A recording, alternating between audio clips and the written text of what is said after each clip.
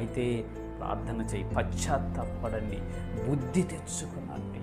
ఈ చిన్న కుమారుడు బుద్ధి వచ్చినప్పుడు నేను నా తండ్రి ఇంటికి వెళ్తా తిరిగి, అయ్యా నేను నీ కుమారుని అనిపించుకోవడానికి నేను యోగ్యుని కాదయ్యా, నన్ను నీ కూలి వాళ్ళలో ఒకడిగా చేసుకయ్యా అని నేను బ్రతిమలాడుకుంటాను, నా తండ్రిని వేడుకుంటానని పశ్చాత్తాపం మనసుతో తిరిగి వస్తున్నప్పుడు దూరం నుంచి చూసినటువంటి తండ్రి ఆ కుమారుడి మీద కనికరపడి పరిగెత్తుకుంటూ వెళ్ళి మెడ మీద పడి ముద్దు పెట్టుకొని అతన్ని అంగీకరించాడు. అది తండ్రి.